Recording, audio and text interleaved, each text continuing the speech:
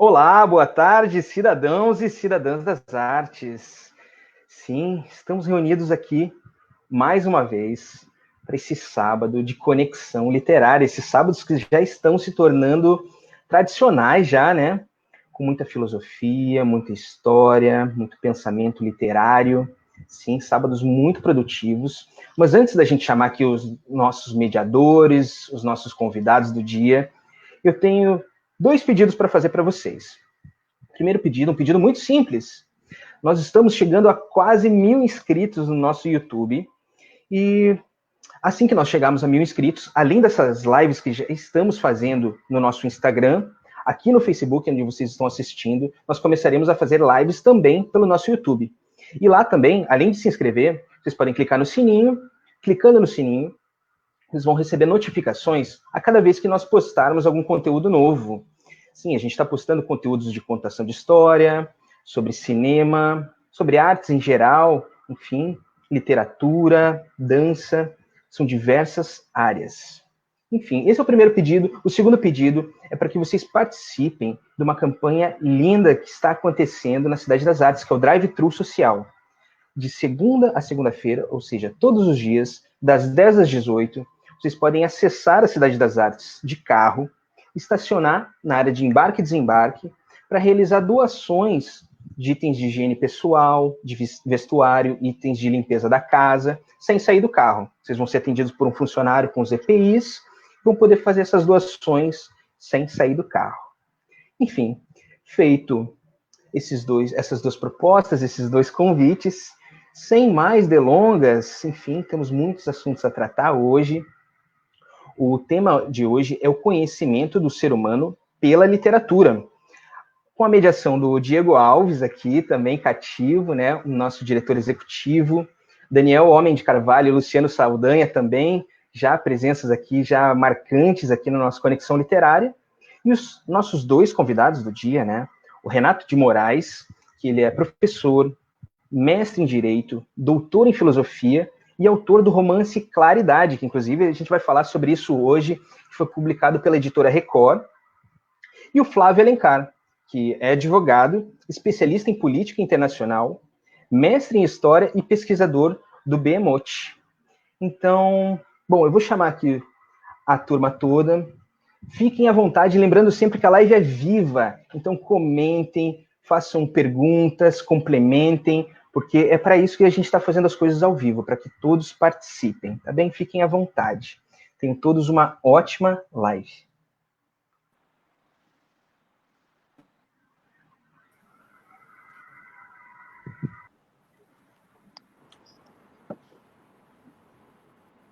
Muito bem, boa tarde a todos, boa tarde, Luciano, boa tarde, Daniel, boa tarde, Flávio, boa tarde, Renato. Boa tarde, Diego, prazer estar aqui. Boa tarde. Salve, tudo bem, Diego? Boa tarde a todos os espectadores também que estão nos assistindo. Hoje temos aqui, além do Luciano Saldanha e do Daniel, que é cadeira cativa já, né, já rondam por aqui todos os sábados, temos aí o Flávio e o Renato Moraes, que inclusive escreveu o livro aqui, né, para vocês verem, Claridade, um livro fantástico, muito bacana. A gente vai falar sobre o tema Conhecendo o Ser Humano através da literatura e um pouco desses personagens aqui, dessa aventura que o nosso Renato construiu. Agora, passando a palavra aqui, Renato, para você, para a gente começar aqui um pouco o nosso debate aqui. Tá ótimo. Bom, preciso agradecer aí o convite, né, feito pelo Diego, né, também a intermediação do Flávio Alencar, né, que é um grande amigo, Luciano Saldanha, que é também outro grande amigo, um irmão meu, né, Daniel, que eu admiro o trabalho dele, é um prazer estar com ele, né, Diego, estou conhecendo hoje, assim, mais proximamente, né, já tivemos algumas juntos, parabéns aí pelo seu trabalho também na Cidade das Artes, é um trabalho sério, que dá muito gosto aí de ver o que vocês estão fazendo. Para mim é uma honra entrar nessa sequência de lives que vocês estão fazendo, a Conexão Literária, pelos temas e pelas pessoas que vieram aqui antes, né, que trataram de excelentes autores, né, a do Dante, por exemplo, foi uma live fantástica, né, o que vocês fizeram, uma coisa realmente admirável. Professor Nejar, Carlos Nejar, um mestre que eu conheci através do Luciano, né, também esteve aqui, então me sinto assim muito honrado, muito contente, né, por poder falar de literatura, que é um tema, assim, tão importante, tão caro para mim, né, porque realmente, né, eu acho que a vida, a literatura, ela enriquece muito a nossa vida, né, as nossas possibilidades, o nosso conhecimento e, claro, né, a boa literatura também é algo que a gente usufrui, que a gente aproveita, que a gente gosta dela, né? Então, a literatura é uma parte importante da existência humana, né, algo que nos eleva. Então, falar dela, para mim, sempre é uma grande alegria, né? E obrigado a vocês também pela oportunidade de eu tratar um pouco do meu livro também, né? Não é o tema único nem principal, né? Mas vai ter assim um pouco como exemplo para eu embasar algumas coisas que eu vou falar junto com outros autores que a gente vai tratar aqui, né? Então, muito obrigado aí pelo convite, tá?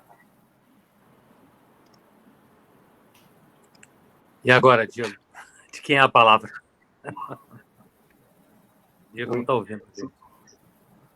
Eu não ouvi o Daniel agora. Eu não estou conseguindo. Não, também você é o condutor. Você é o nosso Virgílio. Nos deu o caminho. Vocês estão ouvindo o Daniel? Estamos ouvindo. Você está com esse problema, né, Diego? Então, eu vou assumir aqui o Diego daqui a pouco. Olha só. Eu vou sair, vocês deem sequência, que eu vou sair e vou entrar novamente aqui, para não atrapalhar. Para não atrapalhar a beleza desse discurso de hoje, por favor. Tá? Mas eu vou entrar aqui. Mas, por favor, deem continuidade.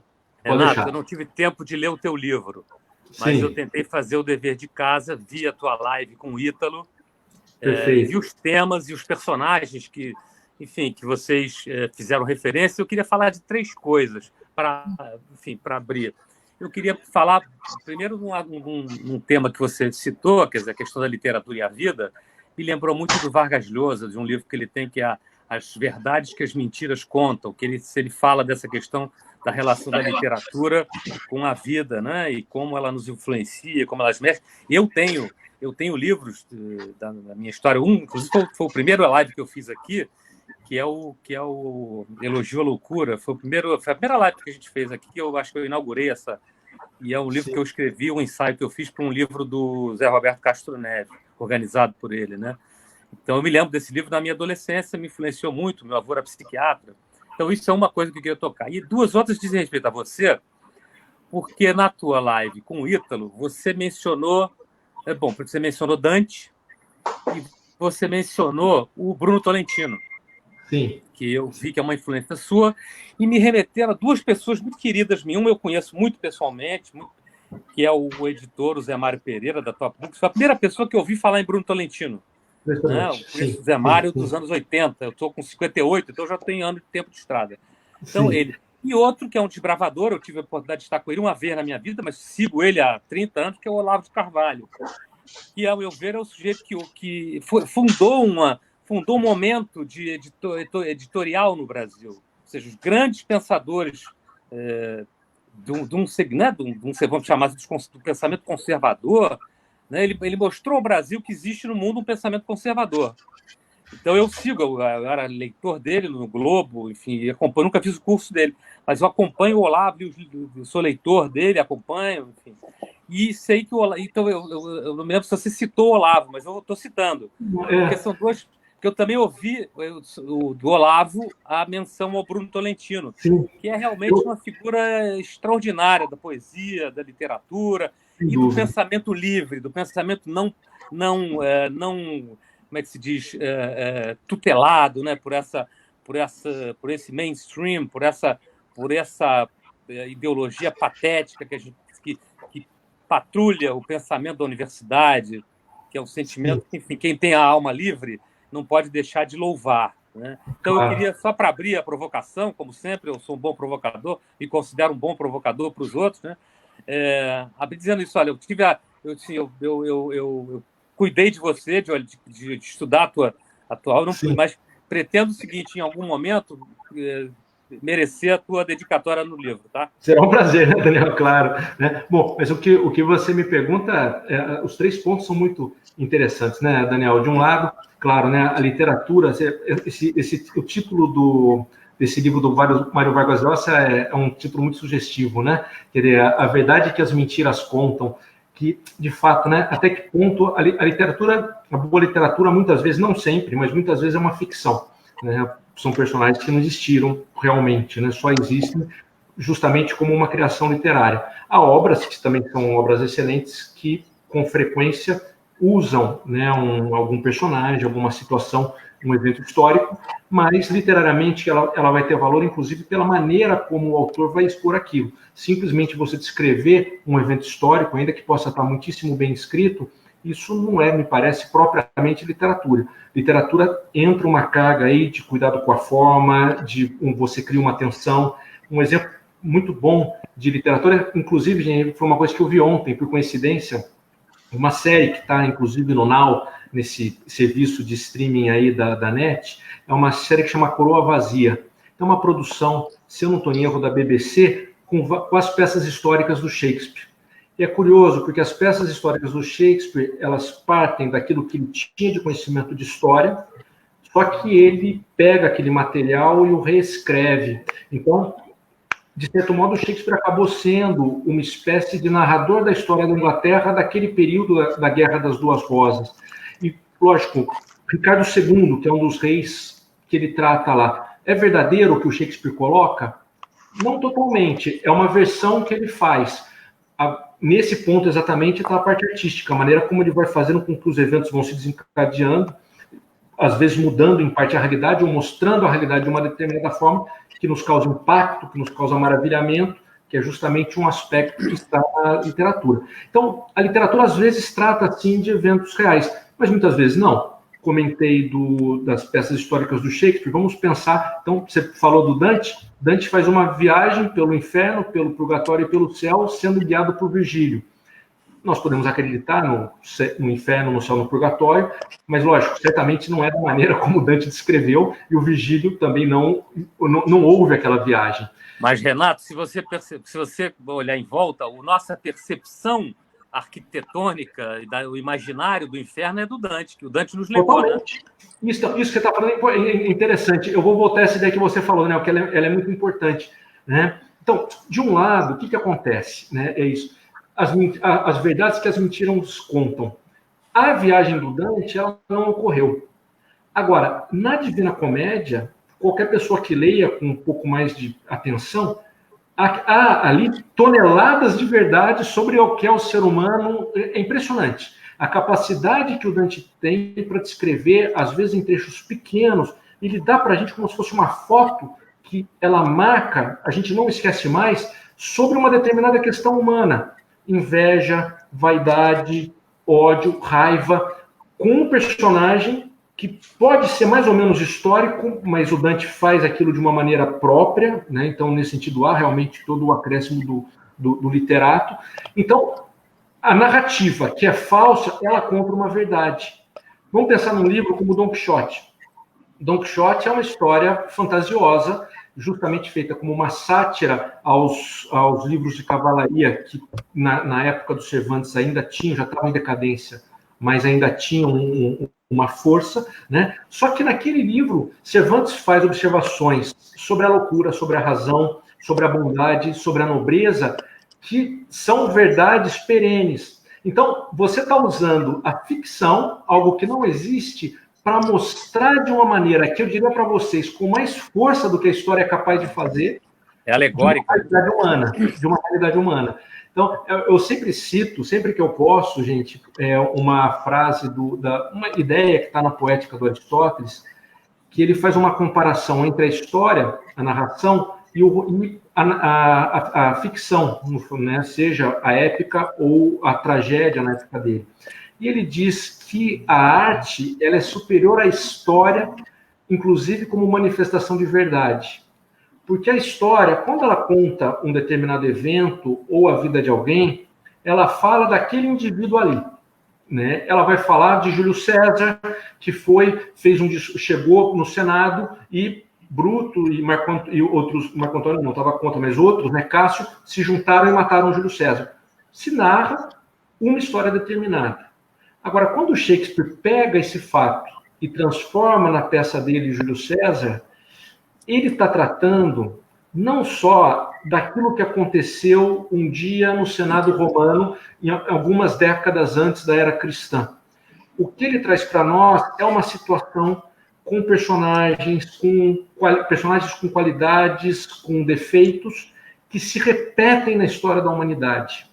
A peça Júlio César ela é muito interessante porque mostra como a multidão ela muda de posicionamento a partir do discurso dos políticos que estão envolvidos na morte do César. No primeiro momento, Brutus justifica o ter matado o César e todo mundo fica favorável a ele. No momento segundo, Marco Antônio vem e faz algo... Não é real. Shakespeare cria aquele discurso, não foi exatamente daquela maneira, mas ele toca em determinadas notas que vira a maneira como a multidão se reage àquele evento. Vocês vejam que isso é o que aconteceu na Revolução Francesa, é o que acontece hoje no Brasil diante dos eventos. Então, o Aristóteles dizia que a arte ela trata do universal a partir de eventos que são individualizados. É curioso, né? Por isso, daí volto para o que você falava também, né? Que você dizia que a Divina Comédia, ela envolve a nossa percepção do inferno, né, Daniel? De fato, o que a gente lê através da ficção vai dando para nós, e aí está a ideia da descoberta do humano, que é o tema que a gente fala, né? O entendimento do que é o humano. A literatura, ela vai nos dando como que moldes, conceitos, não de uma maneira abstrata, mas encarnados numa personagem. E que, a partir do momento em que a gente entende aquela personagem, o que está em torno dela, nós identificamos situações semelhantes na nossa vida, no que nós lemos, no que nós vemos. Então, é como que a literatura ela nos ajuda a aguçar os nossos sentidos para a realidade. Então, você lê, por exemplo, Otelo do Shakespeare. Vocês desculpem que eu estou usando exemplos de autores internacionais, né? Não estou usando de autores brasileiros, a gente pode depois usar de autores brasileiros, mas eu acho que Shakespeare, Dante, Cervantes, não tem como fugir deles. Eles são universais, eles não têm Você está usando as grandes referências, né? As maiores. Né? São as que eu mais gosto, de fato. Eu gosto também de muita coisa atual, mas, né, e também são fáceis de entender. As pessoas entendem, né? Que é aberto para todo mundo. Então, um Otelo, vocês vejam, né? É uma descrição extraordinária do ciúme. Né? É uma pessoa que tem um certo, mais do que um ressentimento, ele tem um certo complexo de inferioridade, que é o Otelo, ainda que ele seja um herói de guerra. É como que ele não acredita que a Desdémona, uma moça tão boa, tão bonita, tão nobre, possa gostar dele. Essa desconfiança que ele tem vai ser alimentada por alguém que é outra figura fantástica, que é o Iago, que é a figura da inveja. Então você tem a inveja, o Iago, que por uma série de motivos ele acabou tendo uma visão negativa do Otelo e resolve destruir o Otelo. E vai de uma maneira muito inteligente semeando ciúme na alma do Renato, você vai lembrar que o Harold Bloom, dos maiores críticos literários dos nossos tempos, ele dizia que Shakespeare inventou Freud. Ou seja, quem lê Shakespeare não precisa fazer análise. Não precisa estudar, porque o Freud está todo em Shakespeare. Está todo no Shakespeare. Né? Interessante, eu concordo. Eu diria, Shakespeare, isso muita gente... O Harold Bloom, concreto. Sabe que o título dessa live hoje, Daniel, quando o Diego me pediu para sugerir, eu pensei no livro do Harold Bloom, que é o livro Shakespeare e a Invenção do Humano. Do humano, exatamente. A ideia do Harold Bloom, a gente pode dizer que ele é um Shakespeare-lotra, né? Ele idolatra o Shakespeare, né? Ele tem uma autêntica idolatria. Eu acho que é um certo exagero em dizer que Shakespeare inventou o humano, porque a gente tem autores anteriores, a própria Sagrada Escritura, que já dá uma base bastante... Você já pode entender muito bem o ser humano usando as tragédias gregas, né? Salomão. Por exemplo, não tem dúvida. Né? Então, mas, de fato, que Shakespeare é absolutamente extraordinário ao criar os tipos. Vocês vejam, o ciúme que Otelo tem é o ciúme que o marido tem da esposa. É o recalque. É o ciúme que o Bentinho tem da Capitu. O Bentinho, ele, no fundo, desconfia de si mesmo. E ele tem inveja do Escobar. Então, ele pensa... Como ela deve gostar dele e não de mim. Se a gente for mais freudiano ainda, ele tem uma certa atração pelo concorrente. Isso que ele é que tem uma atração física, não é? É um autor que eu não conheço muito, mas que serviria para a gente, o Luciano conhece mais do que eu, o René Girard. René Girard fala dessa situação de você ter uma disputa em relação a um objeto que duas pessoas gostam. Então, passa a ver aí, quem conhece muito bem, até sugiro, né, Diego, uma pessoa para fazer uma live dessas, é o Pedro Sete Câmara, né, que é um grande estudioso. Grande tradutor, escritor. Tá anotado aqui. Né? Ele é um nome. Já tinha falado com o Diego sobre o Sete Câmara. Muito verdade, bom. É verdade. Né? Pode falar até de Girardo e podia introduzir aí a questão também da nossa poesia, até do próprio Tolentino. Porque o Pedro Sete está escrevendo uma biografia sobre o Bruno Tolentino. Aí eu pego um terceiro ponto que o Daniel falou. Você desculpa, Daniel, que eu estou respondendo o que você falou com vários, não de uma maneira geral, mas a gente vai abrindo portas. Isso é que é importante. Não precisa fechar, não. Tem que abrir. Tem que abrir. Agora, tudo isso que a gente fala de essa referência, gente, aos grandes autores, isso de fato, lógico, não foi só com ele, mas eu diria que foi absolutamente decisivo o Bruno Tolentino.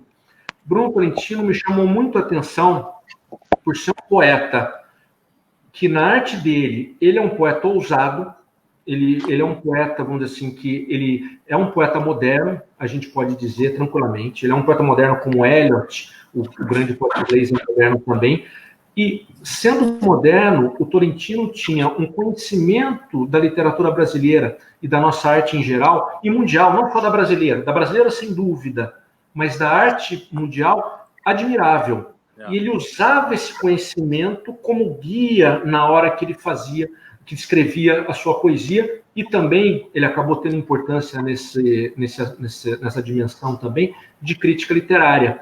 Então, o Bruno, Daniel, eu vi nele, e isso serviu para mim como uma pauta, uma ideia, inclusive, que ela é muito defendida por um daqueles que eu considero um dos grandes críticos do século XX, que é o T.S. Eliot. O Eliot, ele fala num ensaio dele, que olha o nome, que título interessante, Tradição e Talento Individual.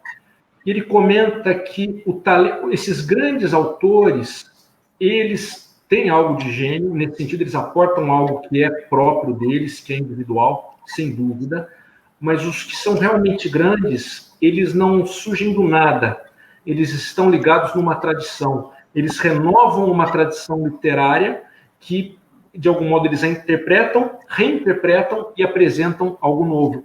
Não dá para entender Shakespeare fora do teatro elisabetano da época dele, do século XVI, século XVII. O Shakespeare ele está centrado ali.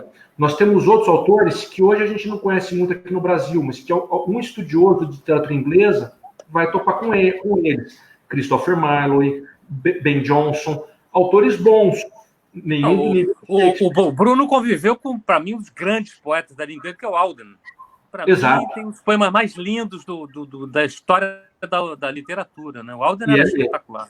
O Auden Lullaby, Blues Fúnebres. O Auden era era fantástico. Você veja, né, que é comum que quando surge um grande autor, há em torno dele uma série de outros autores bons que, de algum modo, não é à toa. O ambiente ajuda a que surja o grande autor. Então, a gente está dentro de uma tradição. E o Bruno, ele me fez, vamos dizer assim, valorizar muito isso. O Bruno tem uma interpretação da literatura brasileira que a gente pode discutir, pode discordar em algum aspecto, mas que ela é muito interessante. Ele acha que a literatura brasileira ela gira em torno de Machado de Assis. Verdade. É como que fosse uma preparação, e Machado é realmente um Everest. Né? Posso puxar uma brasa para uma sardinha que eu considero minha? E ele fala o mesmo do Borges na Argentina. Ele fala exatamente isso. Olha que curioso, ele diz que isso é interessante, ele fala que com o Machado de Assis, o Brasil chegou num nível de arte do melhor que havia no mundo na época. O Brasil foi capaz de fazer uma arte que era do nível da melhor arte do mundo. Como a gente vai ter em Drummond, como a gente vai ter em Manuel Bandeira. Mas eu usaria dizer, daí talvez o Bruno discordasse de mim, mas o Guimarães Rosa. Então, são artistas que, na época em que eles produzem, eles estão na altura do que havia de melhor no mundo. A Argentina, na visão do Bruno, só conseguiu ter um artista que estaria, a gente pode falar, no nível dos melhores do mundo, como o Borges. Porque o Borges era universal. Ele falava inglês, como falava espanhol.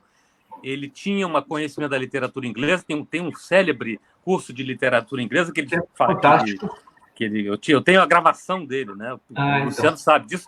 Eu e o Luciano Eu e Luciano, às vezes, no meio da tarde, a gente no escritório, a gente para e fecha tudo, vamos falar só de literatura e filosofia.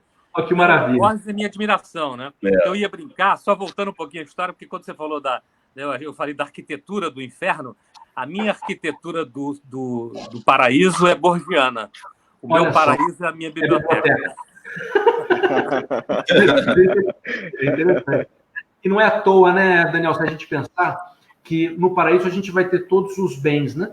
E, lógico, uma biblioteca, de certo modo, é o que a gente pode pensar nesse mundo nosso, uma biblioteca, lógico, toda comparação é inferior, mas é interessante. Uma biblioteca abre para nós inúmeras possibilidades de... É um apego necessário.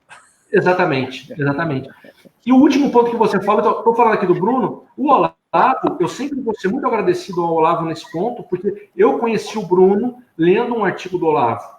Eu lembro que eu li um artigo do Imbecil Coletivo, em que o Olavo falava que considerava Bruno Tolentino, que é uma pessoa que até então eu nunca tinha ouvido falar, o maior poeta brasileiro, ou de língua portuguesa, desde o Fernando Pessoa. Então, é uma opinião forte, né? Como muitas vezes são as do Olavo. O Olavo é um homem que tem opinião forte, mas o fato que eu me recordo que isso me deu curiosidade de conhecer o Bruno. Eu fui, comprei As Horas de Catarina, na edição que era da Companhia das Letras, e quando eu li aquilo, eu falei, isso aqui é extraordinário. Né? Para mim foi amor à primeira vista. Daí eu telefonei para o Bruno. Eu gostei tanto do livro que eu tinha um amigo comum, né, uma pessoa, dei para ela o telefone, ela deu o telefone para o Bruno me telefonou. E aí eu comecei uma amizade com ele, que foi até ele morrer. E eu realmente, a minha visão de literatura, ela está íntima, eu fui, quem me dera, né? Eu não quero comprometer o Bruno, mas eu posso dizer, no que tem de bom, eu fui formado pelo Bruno, né? Quer dizer, a maneira de entender os autores, de ver a literatura, de enxergar, ele me influenciou muitíssimo, né? Ele tinha uma visão, assim, no melhor sentido, aristocrática do mundo, que é de uma elegância, é de uma distinção, que eu vi, assim, poucas pessoas, viu? Ele tinha certamente o Luciano deve ter conhecido ele também. Mas ele eu tive só não só no lançamento de Horas de Catarina, como eu assisti num grupo pequeno sobre o próprio Bruno fazendo uma introdução, uma explicação sobre a Horas de Catarina. Então eu tenho ainda o meu livro, Horas de Catarina, aliás, está aqui, né? Ele mesmo. 94, quando foi lançado. Então está anotada, eu anotei, eu peguei o meu Horas de Catarina quando o Bruno, assistindo aí a palestra do Bruno, ele falando e eu anotando, ou seja, as minhas anotações foram exatamente a partir desse encontro com o Bruno e ele falando sobre Horas de Catarina. Né? Exatamente. E o Olavo de Carvalho, até a gente pode dizer, né, Daniel, se fala muito, né, da filosofia dele. Eu gosto muito da parte toda do Olavo sobre Aristóteles, todo o conhecimento dele da filosofia clássica. Eu tendo a pensar como ele, em termos de história da filosofia. Eu acho que ele está correto de valorizar esses autores clássicos, né, Platão, Aristóteles, Tomás de Aquino. Mas eu acho que uma faceta do Olavo que às vezes não se fala, e ela é interessante, ele tem muita coisa interessante sobre crítica literária também, né? Ele tem alguns artigos que ele fala, justamente, acho que é uma ideia que é comum, não é que ele inventou, né? Mas quer dizer, de que realmente a literatura nos ajuda a compreender os eventos da época em que a gente está. Eu acho que isso ele tem muitos artigos interessantes sobre isso também. Então isso também eu li, eu gostei. Mas eu também nunca fui assim um aluno dele, né? Acompanhei artigos de jornal, alguns livros dele, né? Mas eu também nunca fui do... Eu diria que ele, assim, grandes referências literárias, intelectuais, ele colocou, né? Colocou para muita gente. Eu ouvi falar em Viktor Frankl num artigo no obituário que o Olavo escreveu quando morreu o Frankl, foi em 99, se não me engano. Foi na revista Bravo, né? Foi um artigo dele. Assistia Viktor Frankl e virei numa época que não tinha no Brasil, né? Ele inventou, ele trouxe para o Brasil, então ele tem um mérito intelectual importantíssimo, né?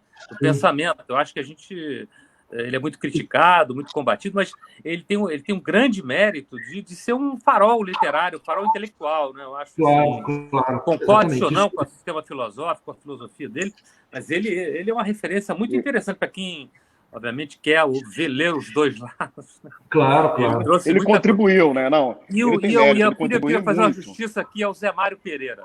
Meu amigo, esse é meu amigo há 30 e tantos anos. E o Zé Mário é uma referência. O Zé Mário, ele conviveu com a UNB, Luciano. Você sabe disso, né? A UNB no tempo antigo, que a escola era Risonho e Franca, né? Então, o lançamento daquela coleção Amarelas, sim, claro. De teoria política. Olha, a primeira tradução do Eric Wegelin. É verdade. Wegelin, exatamente, está naquela coleção. A primeira tradução. Então, e o Zé Mário é herdeiro desse...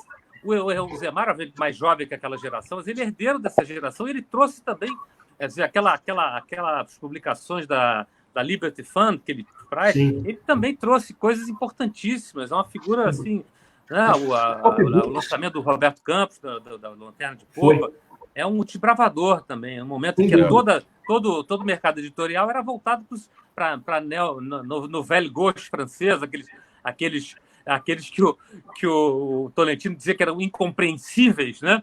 Exatamente.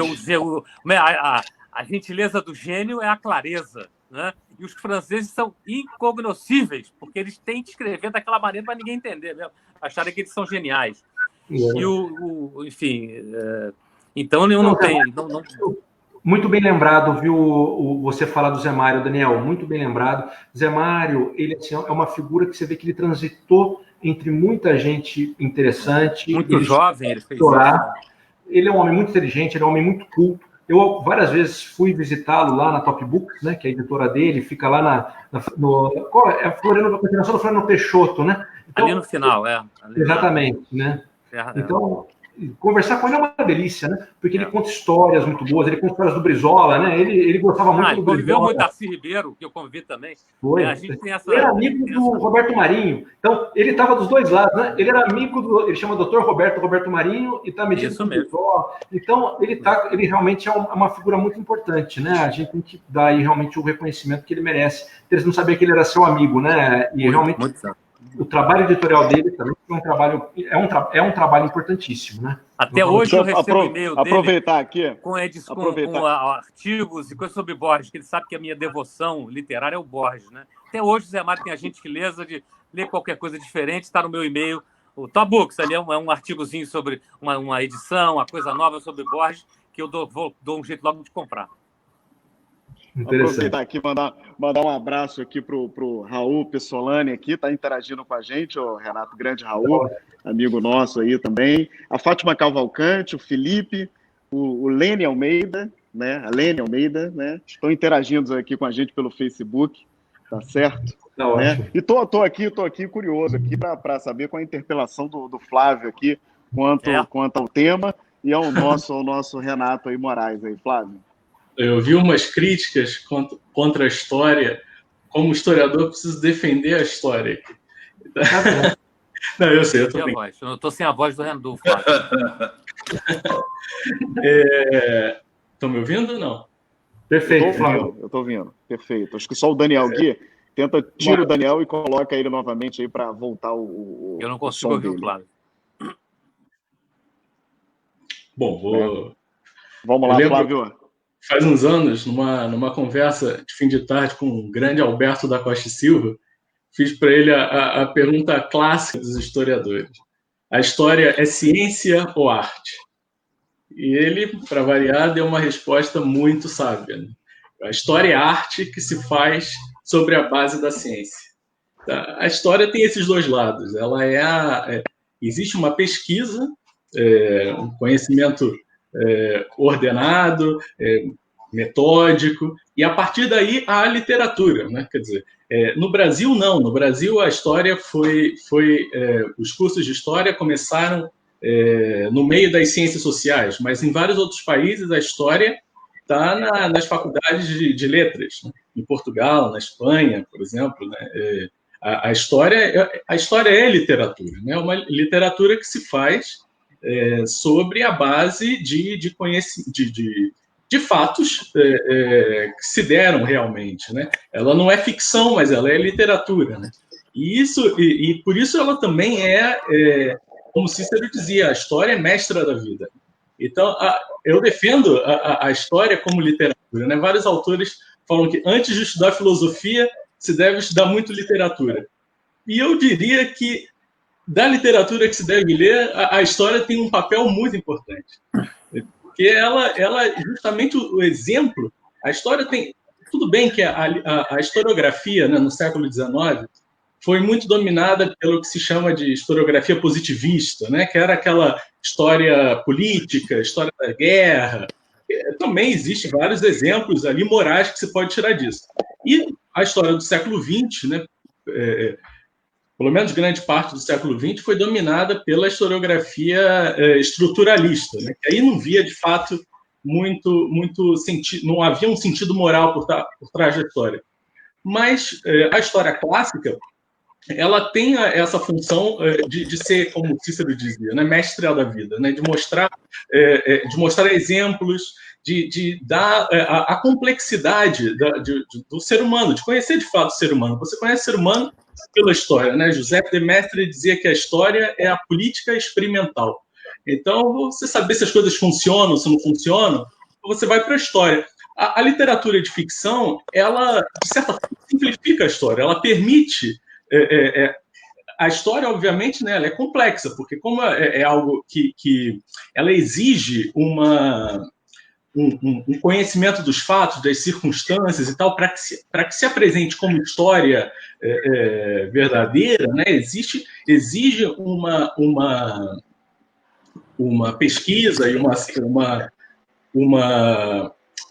existe uma exigência de circunstâncias, né, que a literatura de ficção não precisa se preocupar com isso, né? Nesse sentido, a literatura de ficção ela pode, de fato, universalizar melhor alguns fatos humanos. Mas eles se deram realmente na história. Então, a história... então, eu queria simplesmente defender a história como literatura, que de fato é, e a história como formadora, de fato, o nosso tema, né, conhecimento do ser humano. A história tem um papel insubstituível nisso, né? Ela, como pesquisa sincera do passado, né, ela deve causar um conhecimento. E o Gilberto Freire dizia também, né, a história deve causar alegria pelo conhecimento do passado. E que não é pouca coisa, né? Pela história a gente sabe quem a gente é, né? A memória. A memória é o que nos dá a nossa identidade. Não tanto a memória individual, quanto a memória social, a memória nacional também, né? O que é o Brasil? O que nós estamos fazendo aqui? Por que nós somos uma nação diferente das outras? Isso é a história que vai dizer, né? É a história bem feita, a história sincera, a busca sincera pelo passado, que vai criar, com esse conhecimento, uma memória que vai alimentar a nossa identidade, que vai dizer também para onde nós podemos ir, quais são as nossas capacidades. As nossas capacidades, tanto individuais, como que a gente sabe que a gente consegue fazer alguma coisa, né, como indivíduo? Porque a gente tentou e fez, ou porque a gente viu alguém fazer e fez. É sempre a história que está por trás, né? Não há verdadeiro progresso sem tradição. E a gente só conhece a tradição pelo estudo da história, né? Então, para conhecer o ser humano, eu acho que a literatura toda é importante, mas dentro da literatura, a historiografia tem um papel fundamental também. Ô, Flávio, você me permite uma parte aqui? Por favor. A questão do estudo da história, obviamente, eu já vivi mais do que todos aqui, então eu já acompanhei fatos históricos que depois são escritos são lidos, como você fala, por homens que têm um olhar específico sobre a história. Então, me lembro, fatos que são narrados hoje, eu quando teve a anistia, eu tinha 19 anos, tinha 17 anos, né? Então eu estou falando de fatos que eu vivi, fatos que eu acompanhei. E quando a gente vai para um livro de história, aí eu tenho uma pergunta para você. Quanto do do olhar do soi-disant historiador está colocado na suposta história? Ou seja, há uma história ou há histórias? Isso é que é a minha preocupação, porque eu tive muitas vezes que eu tenho filhos que estudaram em escola católica, porque eu escrevi meus filhos que eu queria que eles... Enfim, né? Eu estudei numa escola laica e aí eu pus numa escola católica. Mas muitas vezes eu chegava em casa, pai, mas e aí me conta como era viver na ditadura e tal. E aí eu te explicar que eu não fui preso, que eu não fui... enfim, Então, tipo, eu estou dando um exemplo até meio polêmico aqui para depois sair na... Mas eu estou dizendo para você o seguinte, eu queria... A visão, eu não estou renegando, não estou dizendo que não houve, estou dizendo que é um fato que eu vivi, que eu tive que dizer a verdade que eu penso, que eu vivia na época e tal, enfim. Então, enfim... Eu queria te perguntar, mas e a visão do historiador? Ou seja, a gente tem que olhar a biografia do historiador para dizer, vem cá, qual é o viés desse historiador para eu entender o que ele viu da história?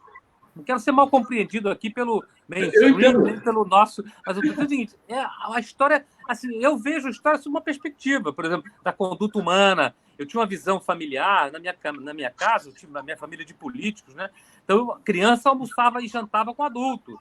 A visão é uma visão muito pessoal, muito enfim, da conduta do personagem que participou da história ali. Como é que é o historiador nisso? Quer dizer, a neutralidade, como é que é essa isenção da leitura da história para que permita o que você diz, a estuda da história para compreender a história humana? Ótima pergunta, né? De fato, a gente tem que entender quem é o historiador, quem está falando, quem está fazendo a história, né? História neutra é possível? Provavelmente não. História sincera é possível? Sim. É por aí que a gente deve haver, da parte do historiador, um compromisso moral. E aí, você, de fato, conhecer a biografia do historiador é importante para saber se você confia nele ou não, porque é uma matéria de confiança. Então, tem um autor do século XIX, um espanhol espetacular, chama Jaime Balmes. Ele escreveu um livro chamado O Critério. Esse livro é espetacular, recomendo a todos os nossos ouvintes. E um dos capítulos é sobre como ler livros de história. É um livro feito para adolescentes, né? E graças a Deus eu tive um amigo que na minha adolescência me recomendou ler esse livro, que de fato me ajudou muito. E ele fala, ele dá, no capítulo que ele fala sobre várias coisas ali, né? Mas na parte da história é justamente isso. Quem está falando, né? Você conhece quem está falando? O que você sabe sobre ele? O que você pode saber sobre ele? Quem te recomendou? Então, são critérios humanos básicos que devem ser usados na história também. Então, o que está escrito, quem escreveu, que viveu, ele tinha algum lado? Ele estava envolvido? Tinha algum interesse? É um julgamento que o leitor deve procurar fazer. Né? Mas Desculpa, Flávio. Eu te interrompi. Não, o que eu digo é o seguinte, aí vamos discutir aquela questão velha, né, da ideia de hegemonia, e dizer o seguinte, bom, eu digo isso para uma criança de 12 anos, olha, você vai ler você vai fazer a teoria da história, ou seja, primeiro, olha quem... É difícil, você está numa escola, você é pai, você tem que prover o lar, e aí o teu filho está ali sendo não tem outro livro, ou seja, não existe uma... Hoje, se você olhar, vamos chamar assim, uma espécie de inconsciente coletivo, existe uma versão da história hegemônica e que quebrá-la é muito difícil, é muito complexo. Você tem, por exemplo, quantos anos você leu, quantos anos até surgiu uma historiografia diferente, por exemplo, da versão da Idade Média, né? Como Idade das Trevas e tal. Exato. Quanto tempo você ouviu falar que a Igreja Católica foi anti-intelectual quando ela resgatou todos os textos dos antigos? E aí, mas isso está pregado, é uma luta insana, né? É um processo lento, né? Nesse caso, por exemplo, da Idade Média, quer dizer, já a literatura protestante, né, já no século XVI, criou, né, no mundo alemão e no mundo inglês a noção da Idade Média como Idade das Trevas, como reino da Igreja Católica, né, e várias coisas que não tem base factual, não tem base documental. É um preconceito que se espalhou por literatura mesmo, né? E daí, isso no século XIX teve um novo boom, né, vamos dizer assim, uma nova expansão com os enciclopedistas, né, e nesse momento surgiu a escola obrigatória e universal, que em si, né, é uma coisa boa, mas que nesse momento foi tomada por uma via, uma maneira de ver as coisas que, a partir desse instrumento, se universalizou. O cientificismo do século XIX elevou qualquer conhecimento à categoria de ciência. E aí acabou. Exato. E a questão principal ali é que ele tinha um meio de difusão fenomenal, uma força impressionante, que perdurou muito tempo. Hoje em dia, na universidade, né, eu estudei 7 anos, né, contando de graduação e mestrado na UF, meus professores de história medieval sempre foram muito claros. A primeira coisa é esquecer tudo que todos os preconceitos contra a Idade Média, né? E não só a Idade Média, Brasil colonial também. Na primeira aula, no primeiro período, Brasil colonial, minha professora falou: primeira coisa, esqueçam tudo que vocês ouviram sobre o Brasil colonial no colégio. Vamos começar do nada, né? Do zero. Quer dizer, ou vamos começar bem, né? Vamos corrigir os enviesamentos.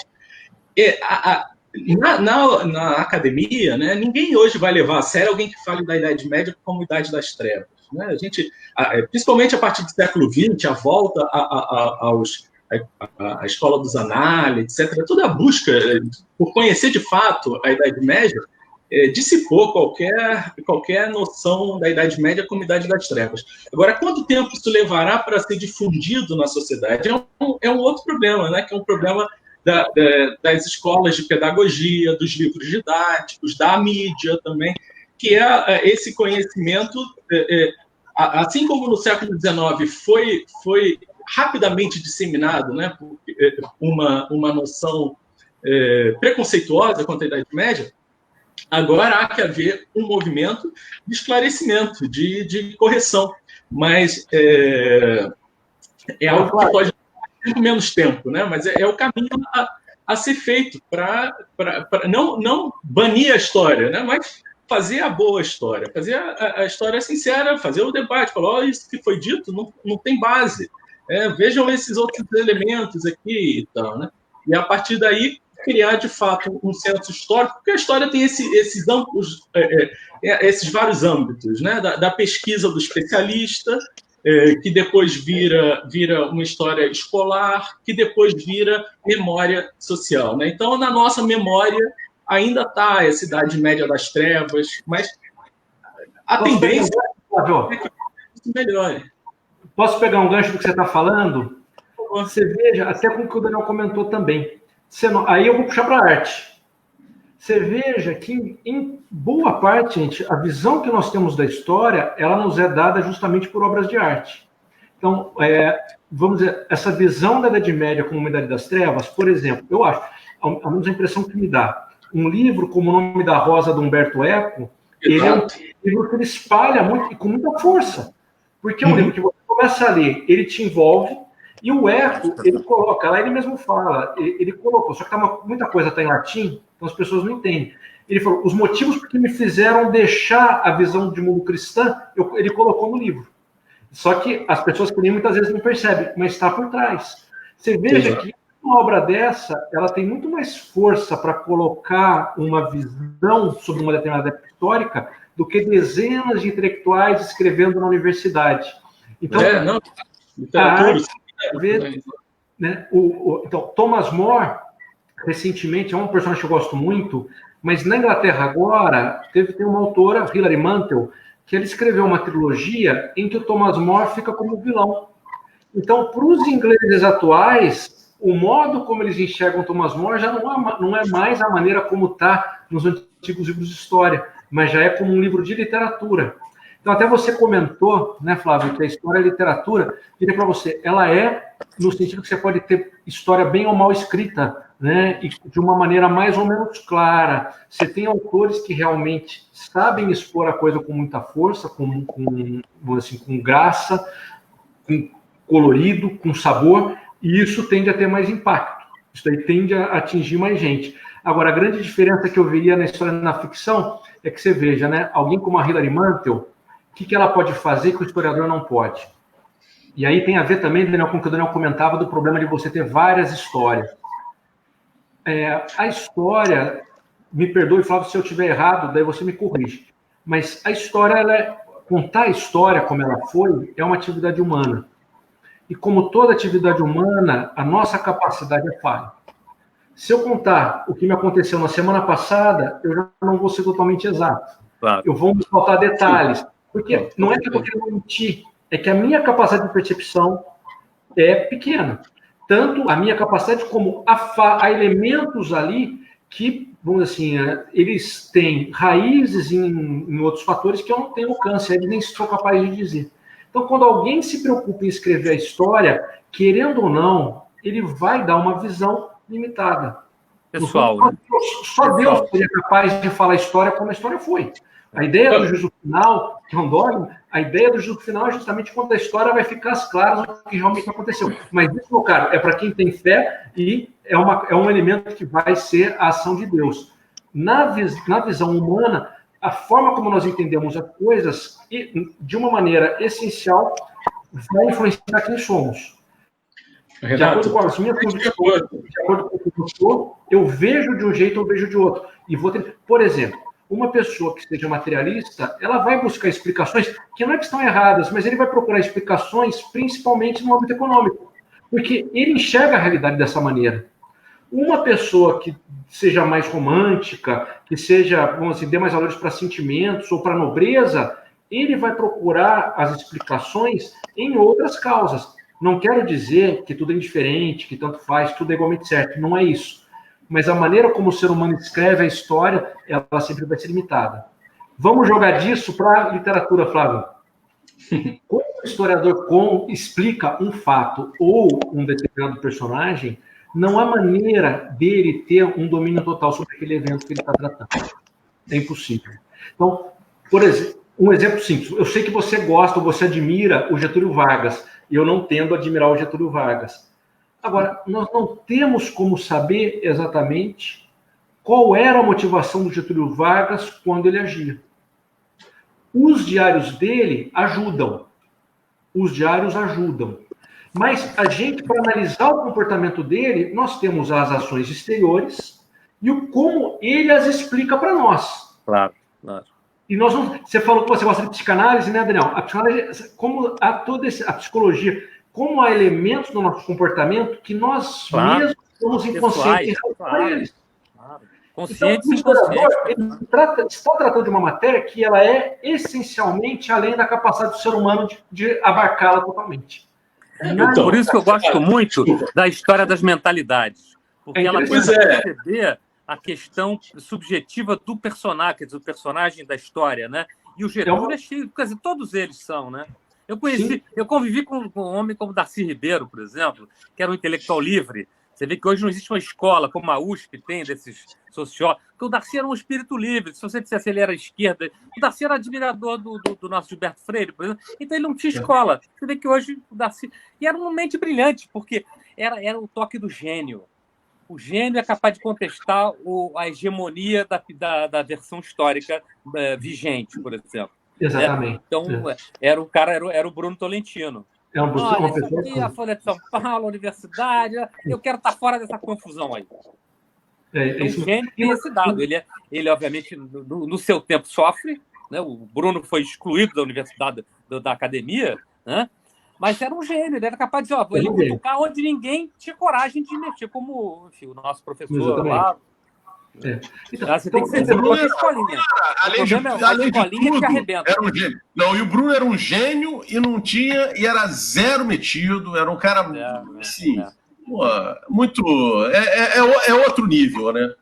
É outro nível. É uma pessoa com a genialidade que ele tinha e, ao mesmo tempo, explicava as coisas de uma maneira tão simples e tão engraçada. Né? O lado engraçado, né? O lado engraçado é fundamental. Autoironia. É alguém que eu queria muito ter conhecido, Bruno Tolentino. Infelizmente, eu sei que fui dele, né? Ele tinha eu moro em Niterói, em Caraí, na Avenida 7. E sei que ele tinha uma tia que morava na Francisco Dutra, que é uma rua logo depois dessa. Eu acho que o Pedro Sete Câmara que me contou isso e tal, que frequentemente ele estava ali, né? Então eu estava na mesma quadra que ele, mas não infelizmente. Você não teve. Você ia gostar muito dele. E você ia gostar muito dele. Era isso, era uma erupção de conhecimento, era uma personalidade fortíssima, né? Não, e terminando essa ideia, só para eu fechar, gente, vocês vejam que o artista, o literato, quando ele escreve, ele é capaz de ter um controle sobre os personagens que o historiador não pode ter. Ele pode mostrar, inclusive, as motivações interiores do personagem. Por que ele está fazendo isso? Porque justamente ele controla. O historiador é como que tivesse uma barreira. Ele pode adivinhar. E lógico que os bons historiadores muitas vezes conseguem adivinhar de uma maneira bastante satisfatória, mas sempre tem uma certa incerteza. O literato não. Então, eu até diria, como se complementam uma com a outra, né, Flávio? Você está dizendo Shakespeare conhecia muito bem Plutarco, você falou da história, ele conhecia a vida dos homens ilustres, ele usou como base para as tragédias romanas e gregas que ele escreveu. Ele conhecia a história da Inglaterra. Quando ele escreve as peças, ele usa livros de história. No meu livro, gente, eu uso fatos que eu vi acontecer. Lógico, não são fatos históricos, mas é um assassinato que aconteceu, é uma morte que se deu, são fatos reais, que, lógico, no meu caso, eu mudo bastante em relação ao evento verdadeiro, eu não tenho interesse, mas qualquer escritor, a matéria-prima é a realidade. Você pega pessoas, você pega eventos, você pega situações, e você vai juntando tudo isso numa história com, vamos dizer assim, com um ponto de vista seu, com algo que você quer ressaltar, né, um determinado elemento, mas qualquer autor. Por isso, quando a gente fala de originalidade na literatura, é uma coisa que tem que ser feita com muito... Foi a experiência que eu tive escrevendo o livro, né, gente? A originalidade. O livro é meu, sim, é meu, mas muito do que está ali é de todos, é o que está na vida, a linguagem que eu uso, vamos dizer assim, os eventos que se deram, eu pego aquilo e transformo. Mas não é uma originalidade de modo algum você vindo do zero, você começando a criar do nada. Você pega. Aí a história tem um papel fundamental. A história bem descrita, ela ajuda você também a entender o ser humano. E a literatura ajuda a melhorar a história também, eu acho, né, Flávio? Vão os dois lados aí. Com certeza. Não, Renato, não é nada contra a literatura de ficção. Apenas defendendo o papel da história como gênero literário. E, de fato, tem as suas limitações, porque, por exemplo, alguém que escreva sobre Napoleão, né? Tanta gente escreveu sobre Napoleão, né? O Emile Ludwig, o Jacques Banville, um monte de gente, e de fato, quer dizer, há uma tentativa de entrar na psicologia do Napoleão, né? Mas tanto o historiador quanto o leitor devem saber que não há como, né? Porque há uma aproximação, mas não há como chegar lá, né? Mas assim, a história acaba entrando ali no campo da retórica, né, junto com o direito. Diferentemente do que os estruturalistas, né, do século XX queriam da história, a história não é uma ciência moderna no sentido de como a física, né, assim como tentaram no direito também, né, criar uma teoria pura do direito, o direito como uma ciência... Não, o direito é retórica, né? Como retórica no ótimo sentido da palavra, né? No sentido aristotélico da palavra, né? E a história entra aí também. E nesse sentido, tanto o direito quanto a história estão mais... não tem a mesma liberdade da literatura de ficção o autor não tem tanta liberdade, né? Porque ele não pode criar tudo, né? Ele não, nesse sentido, com certeza, a literatura de ficção é muito mais livre, né? Ela dá muito mais possibilidades para apresentar uma realidade, né? Porque no fundo o que se quer é apresentar uma realidade, né? Aquele artigo, o capítulo, né, do Chesterton sobre os contos de fadas, né? Acho que explica isso muito bem, né? Exatamente. Então, eu acho que não há uma peleja, né, entre elas, né? Se você me irmãs.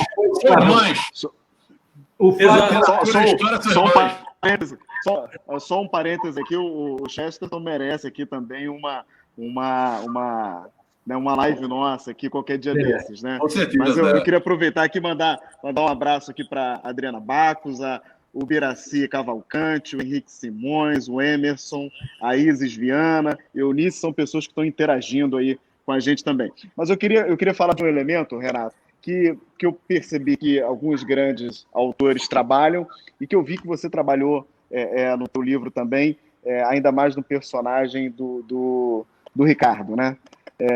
Que é o elemento da esperança. E aí eu queria que você falasse um pouco nisso, seja na vida do ser humano e seja na literatura, né? Enfim. Sim. Deixa eu atrapalhar um pouquinho a pergunta e incluir o seguinte: o Ricardo e a Nina, que eu acho que a Nina tem Antes do Ricardo, do Ricardo começar para despertar a curiosidade de quem não leu, acaba que certo momento eu fiquei torcendo para o Ricardo e para a Cláudia no meio da história toda, e me surpreendeu o final, que eu não sabia, que eu achei que ia ter uma reviravolta ali, e no final enfim, eu não vou contar o final, só para despertar a curiosidade, mas num determinado momento eu torci, rapaz, pela Cláudia, eu gostei da figura. Posso fazer uma subpergunta da sua, Diego? Por favor. Renato, você toma como pré-requisito uma boa literatura a esperança? Ou a literatura da desesperança pode ser boa também? Eu estou pensando, sabe em quem? Eu estou pensando em Philip Roth, para mim um dos maiores literários, maiores escritores atuais, morreu agora recentemente. Sim. Isso que você está falando é muito interessante. Bom, perguntas de vocês muito boas, né, gente? Então, vamos por parte. Já vou começar pelo Daniel, porque daí eu já me preparo para responder para o Diego, né, Diego? E também o próprio que o Luciano falou. Sim, você pode fazer uma literatura assim. Uma literatura do mal é possível fazer? Eu acho que é.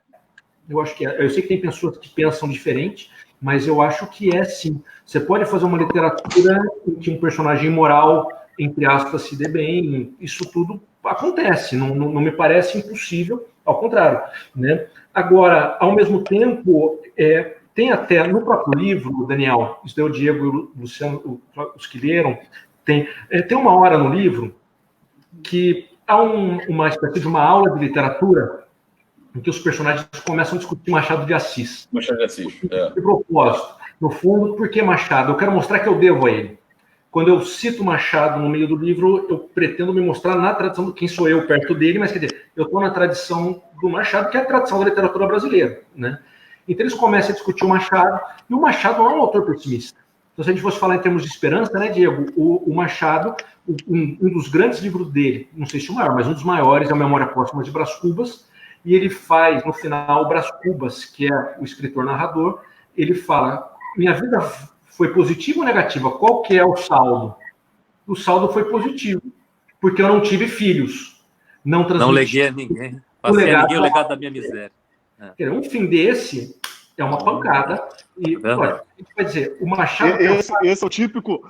Desculpa, Renato, eu não sei se para complementar a pergunta do Daniel, eu acho que esse é o típico fim da não esperança, né? Porque você não dá continuidade, enfim. É o desespero, é o fim do desespero. E quem vai dizer que Memória Póstuma de Brás Cubas não é um livro excepcional? É um livro excepcional, um livro desesperançado. E daí, no livro, no Claridade, quando se discute, o personagem, ele põe uma teoria sobre o Machado de Assis que eu aprendi do Bruno Tolentino. O Bruno me falou, que ele dizia o seguinte, que o Machado fez a radiografia do pecado original. O que é a vida do ser humano sem a redenção. E é verdade. E o Machado é grande porque ele não inventa uma falsa esperança. Não, se a gente se juntar e se compreender vai ficar bom. Se a gente... Vamos fazer um sistema político melhor, nós vamos ser felizes. Não. O Machado fala, de fato, a vida vai terminar de uma maneira triste. É isso que é a vida humana. É uma coragem e uma integridade que você pode não compartilhar, mas você agradece que uma pessoa exponha para você aquilo com a força e você possa pegar. Então, o personagem Ricardo, o Diego, me perguntaram já se ele está baseado em alguém real. Ele é uma mistura de pessoas reais. Ele é um personagem que, para muita gente, ao menos alguns amigos meus me falaram isso no começo, né? E eu percebi isso. Para pessoas que leem bastante, para várias delas, não todas, mas para várias, o meu livro causou uma certa perplexidade, eu diria, porque de fato eu proponho um personagem que você vai vendo que é um personagem bom. E é difícil você fazer algum... A gente tende, na literatura, nos filmes, é comum que a gente já não acredite mais que algum seja bom. É como que se... Não, no fundo tem algum engano, tem alguma coisa que não está sendo mostrada a respeito dessa pessoa. Não dá para alguém simplesmente ser correto, se preocupar com os outros. Não, isso aqui não pode ser assim. E eu procurei fazer um personagem que, volto a dizer, não é irreal, porque eu conheço pessoas assim. Não é que ele é alguém que caiu do nada e não tem... Não, eu posso dizer de pessoas que naquelas circunstâncias reagiriam de uma maneira muito próxima como o personagem reagiu. Então, a esperança é um dos motores da obra, Diego, porque você vê, o livro, o primeiro capítulo, perdão, o prólogo e o primeiro capítulo, eles começam com situações trágicas. O prólogo, que foi a parte que me deu mais trabalho para escrever, porque, lógico, eu queria que fosse uma entrada no livro que mexesse com o leitor, né? Tem algumas pessoas que acham que é uma linguagem falsa. Eu, sinceramente, digo para vocês que não. Eu tive diálogos parecidos com aquele com uma pessoa que estava para morrer. Então, o que está baseado ali é algo real. O prólogo do livro é um diálogo entre um noivo e a noiva, o Ricardo com a Nina. A Nina está no leito de morte, ela vai morrer alguns dias depois, e eles falam como vai ser a vida depois dela falecer, como é que vão continuar. E esse prólogo ele é muito importante, e tem esse aspecto de esperança, porque no fundo ela diz, você tem que ir em frente. A vida não vai acabar comigo, você tem que ir em frente. Você vai achar, né, parece que agora vai tudo ficar escuro, tudo vai ficar péssimo, mas não, você vai poder dar a volta por cima. E a Nina, ela é uma personagem muito importante do livro, é uma das personagens principais, sendo que ela morre no prólogo. Mas por quê? Um dos aspectos que eu quis mostrar, quando eu escrevi, eu queria ressaltar, Diego, era que a nossa vida, ela não termina com a nossa morte. A vida de uma pessoa que, vamos dizer assim, que procurou fazer as coisas da melhor forma, que foi alguém correta, que teve amigos, né, que cuidou bem da família, essa pessoa, ela continua presente na vida dos que ficam aqui. Não estou nem tratando de um problema que, lógico, é importante, da vida eterna, não é sobre isso, mas mesmo nesse mundo, nós permanecemos. Aquilo que a gente faz impacta. Então, no livro, em vários momentos, quando os personagens vão tomar uma decisão, é comum que eles se lembrem de algum encontro com a Nina, alguma coisa que ela falou. De algum modo, a vida dela, ainda que acabou logo no começo, antes de começar o livro propriamente dito, ela continua a impactar. E é assim a vida, não é verdade, gente? Quantas vezes a gente... É o exemplo de uma vida fértil, né? É o exemplo de uma vida fértil, né? Que conseguiu provocar no outro alguma sensação de mudança, né? Exatamente. E eu lembro, todos nós temos isso, né, gente? Vocês não recordam de algum momento na vida que um tio, que uma avó, que um amigo falou algo para nós e que anos depois a gente vai agir em função daquilo que a gente aprendeu naquele momento. Quer dizer, é o impacto da vida. A nossa vida está entrelaçada de um modo que até o espaço e o tempo são, em parte, suspensos. Então, a Nina morre no começo, né, Diego? E aos poucos no livro vai se desvelando que ela é uma pessoa extraordinária. Não assim, ela é alguém, vamos dizer assim, extremamente, uma pessoa muito boa, uma pessoa assim com qualidades especiais. E que, de algum modo, eu quis colocar isso no livro também. Não é fácil, eu tentei, fico sempre na dúvida até que ponto eu fui feliz ou não, mas é uma pessoa que tem um relacionamento forte com Deus. É difícil em literatura você tratar de um aspecto sobrenatural, porque o aspecto sobrenatural a gente não consegue tocar propriamente. É algo que você percebe de alguma maneira, mas é difícil colocar isso. Por isso que é muito mais fácil escrever vilão do que um bom personagem. É caricatural, assim, né? Normalmente você pode cair ou no moralismo ou na carolice. Você escrever um personagem bom é difícil. Eu tentei fazer isso. Foi uma tentativa. E a Nina é alguém assim. E o Ricardo também. Um ponto importante... O tom, o que eu acho interessante é que, de fato, você conseguiu transcrever um personagem bom, temente a Deus, e que não é piegas, porque também isso é uma dificuldade, né? Você pode escrever e você perde o tom ali, e de repente constrói um personagem piegas que talvez muitos escritores estejam fadados a isso, e por isso, com medo, não escrevem, né? Exatamente. É difícil mesmo. É muito difícil. Sabe qual é o meu modelo aí, Diego? Quem que, para mim, escreveu maravilhosamente um personagem assim, ainda que com certas falhas, mas muito bem, Dostoiévski. Eu ia falar isso. Dizemos Karamazov.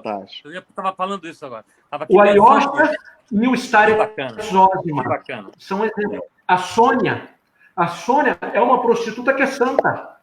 Ele conseguiu fazer isso.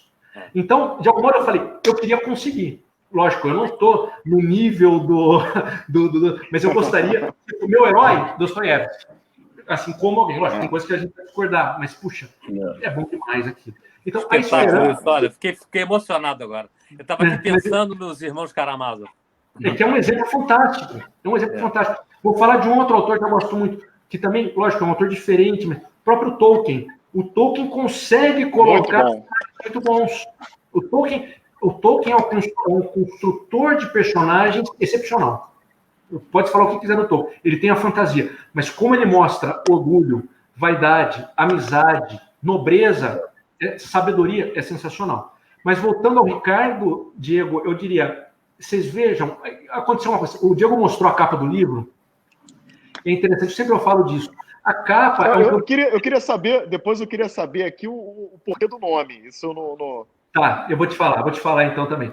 Então, a capa não era que eu queria que fosse assim. Quando me perguntaram sobre a capa, eu sugeri, eu falei, pega um quadro do Dostoiévski que tem o sol. E você vê que no final a capa acabou não saindo o sol, mas um campo de trigo. E foi muito bom. Porque aí entra, a gente falou do irmão Karamazov, né, Daniel? Na epígrafe dos irmãos Karamazov, o Dostoiévski usa aquele texto do Evangelho que fala, se o grão de trigo não morre, ele fica infecundo e não dá fruto. Mas se ele morre, ele produz muito fruto. Isso é uma coisa típica do cristianismo. A própria vida de Cristo e morte dele é isso. Cristo morre para ressuscitar e redimir a humanidade. Então, o sofrimento é necessário para você conseguir trazer frutos. A pessoa tem que passar por dificuldades para conseguir delas tirar bondades, tirar grandeza. É uma regra que existe na vida humana. Poderia ser diferente? Poderia. Mas não é. Até o nascimento é com dor. Então, tem uma passagem do Corão que fala: dificuldades trazem facilidades. É isso.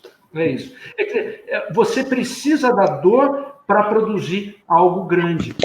No livro, Diego, eu quis colocar muito que vai haver dificuldades, mas as dificuldades são necessárias para você depois atingir um bem. No livro, eu procurei fazer isso, mas de uma maneira que tentasse ser, assim, um pouco, como é que eu diria, uma maneira discreta. Mas está por trás do livro a ideia da providência. Não de uma maneira explícita, mas que a nossa vida ela tem um fio condutor que está além de nós mesmos.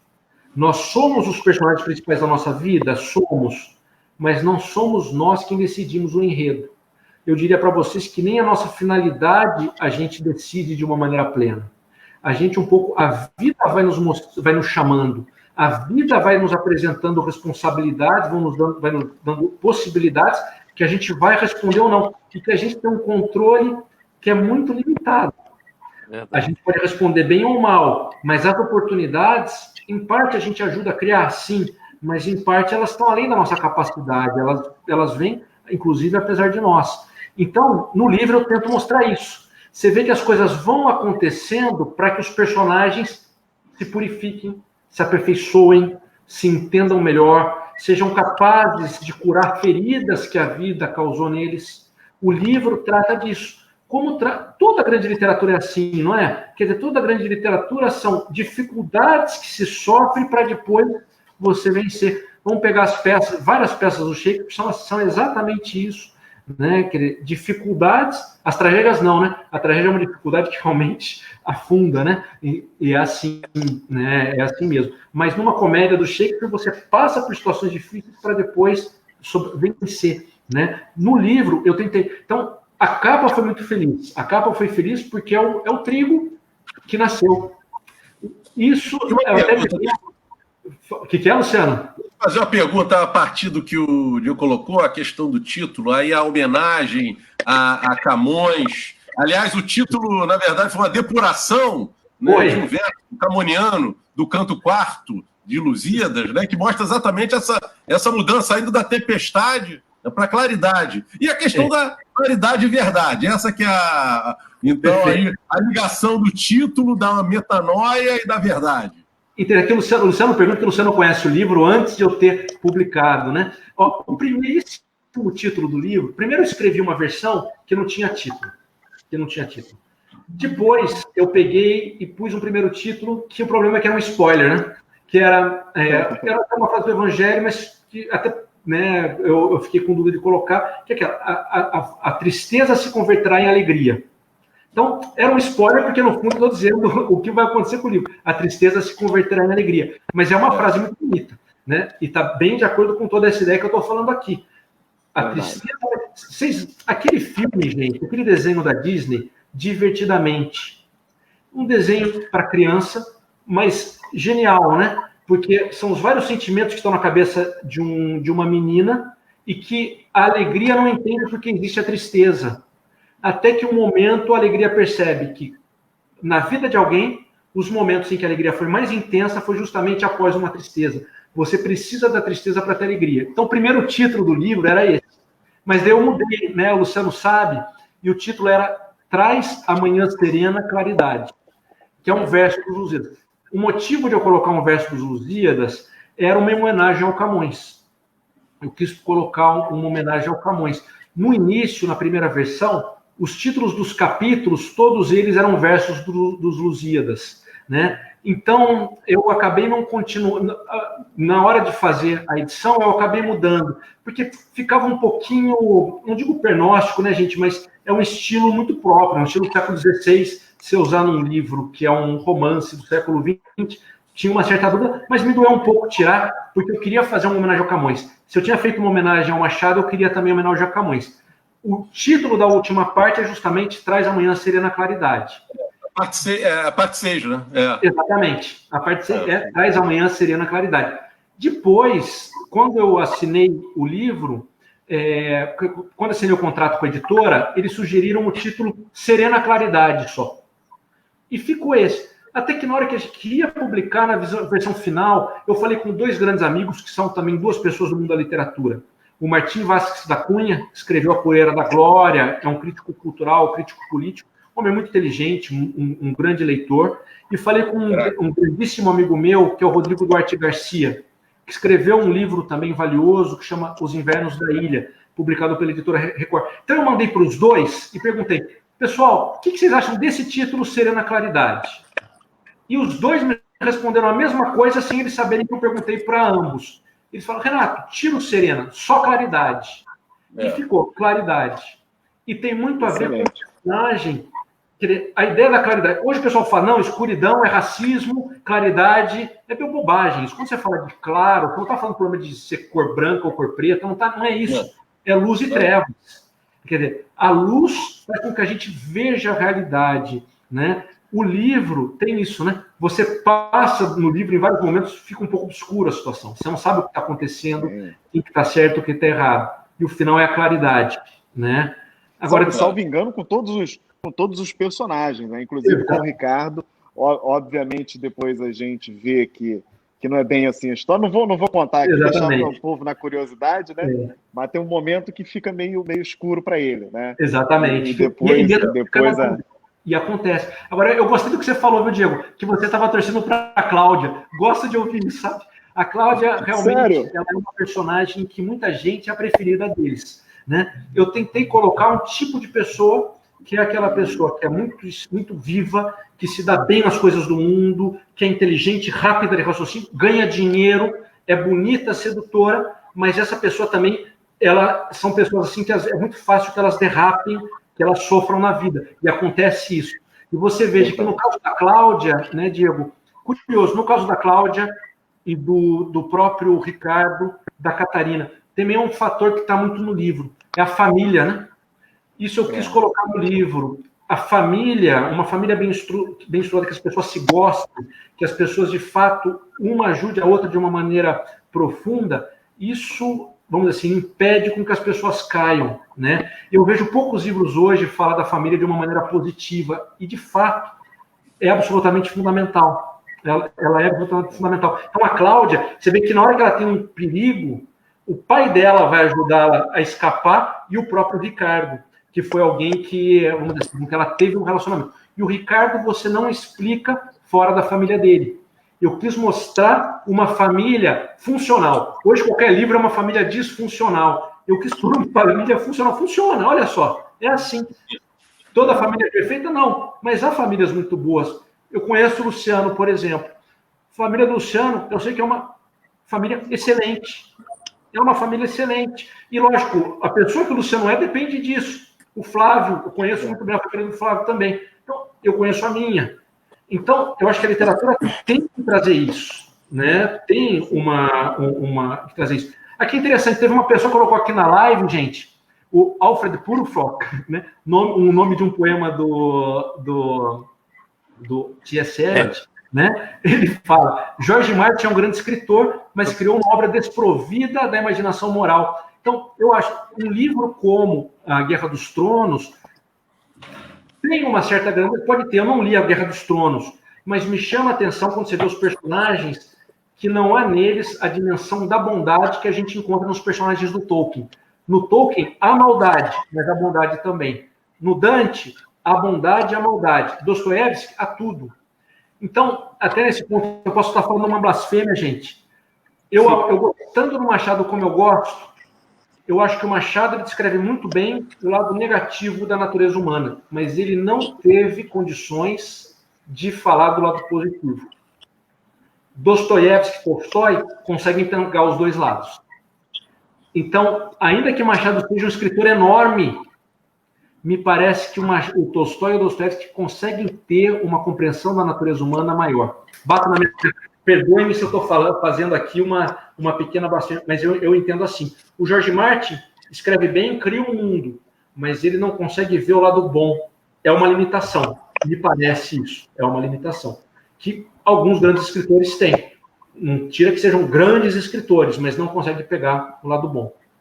Tá? Flávio, desculpa que eu estou falando tanto, hein, Flávio? Não, ótimo.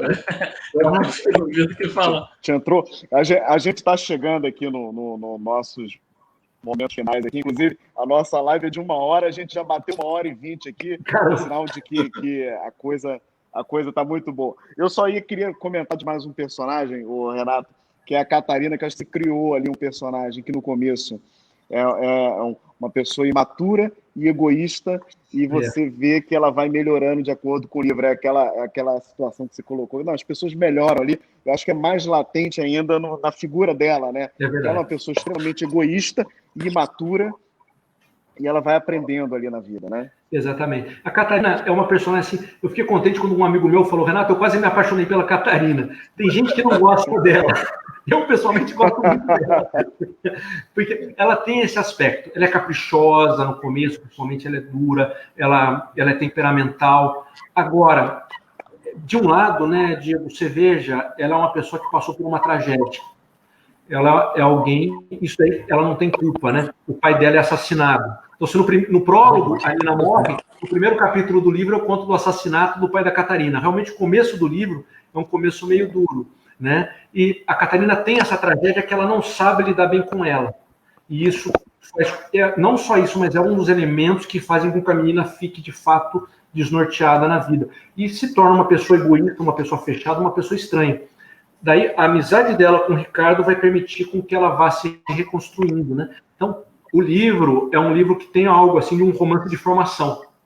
A Catarina, ela vai sendo formada pelo Ricardo, pouco a pouco, né? Então, aí toda a amizade dos dois é uma amizade, né, assim, generosa da parte dele e que ela sabe aproveitar muito bem. E, de fato, ela amadurece. Durante o livro, amadurece. Mas você veja, ela também, para dar o salto final para amadurecer, ela tem que passar por uma coisa bastante dura, né? É verdade, é verdade. Ela tem que passar por uma situação dura que daí ela vai se conhecer melhor. Ela vai se conhecer e conseguir daí entender melhor o que acontece, né? É um livro, tem uma parte que, fora de algum caso, muito assim, quase todo mundo acaba tendo uma redenção no livro, né? De fato, na vida nem sempre é assim, né? Na vida, às vezes, as pessoas ficam mal. Estou vendo aqui que o Iago, ele até escreve, né? Existe o bem, mas o caos do mundo nubla esse bem. Eu diria, sim, nubla. O caos do mundo nubla o bem. Mas nubla, nunca vence totalmente. Eu acho que o bem é muito mais forte do que a crueldade, do que a maldade, né? Às vezes a gente fica um pouco espantado diante do mal que está aí, né? Assassinatos, crueldade, tudo isso chama atenção e realmente é lamentável. Mas eu diria para vocês, eu acho que o bem que existe é muito maior, muito, muito maior. A gente não pode esquecer isso. É verdade. Né? A gente não pode esquecer isso. No livro eu tento, de alguma maneira, mostrar isso que eu acho que é uma realidade, sabe, Diego? Né? Mas estou vendo que você leu o livro aí, você leu com muito carinho. Eu te agradeço por você. Estou vendo que é uma excelente leitura do livro, viu, Diego? Uma excelente leitura. Indico a todos os amigos que estão nos assistindo aí, ao Daniel, ao Flávio, que não leram já encomendei, ainda. já encomendei.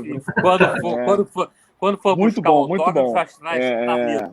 Bom, a gente está chegando ao final aqui, as considerações finais. Bom, infelizmente uma hora tem que acabar, até mesmo para a gente pensar em outras lives, enfim. Com tantos nomes que a gente colocou aqui, a gente vê que é muito pouco do tamanho do conhecimento. Eu sou um mero mediador aqui, né? Acabei criando esse negócio, mas vocês encantam a todos aqui, os 4 aí, com uma capacidade enorme de informação, de diálogo e de saber, né? Agradeço muito a presença de vocês. Espero, Renato e Flávio, que tenhamos uma outra oportunidade, né? O Luciano e o Daniel já são cadeira cativa aqui, né? Já estão sempre por aqui. Eles agradeço mais uma vez a presença de vocês. Espero tê-los sempre aqui também junto com a gente. Vamos pensar em outros temas aí, hein, Renato e Flávio? Bom, quero vocês mais aqui. Estou à disposição, é um prazer falar. Olha, vocês estão com um trio excelente, né, para receber, né? O Daniel, o Diego e o Luciano, né? Parabéns mesmo pela iniciativa. Eu agradeço aqui por estar com vocês, pô. Não, mas olha, falar com vocês todos, com vocês 3 é ótimo. E o Flávio aqui para completar, agradeço, né? Também ouvir o Flávio sempre é muito bom, né? A ponderação, a cultura dele, é uma alegria também. Então, muito obrigado pela oportunidade, viu, gente? E quem quiser ler, quiser me perguntar alguma coisa, estou à disposição, né? Você pode me perguntar, eu gosto de falar do livro, né?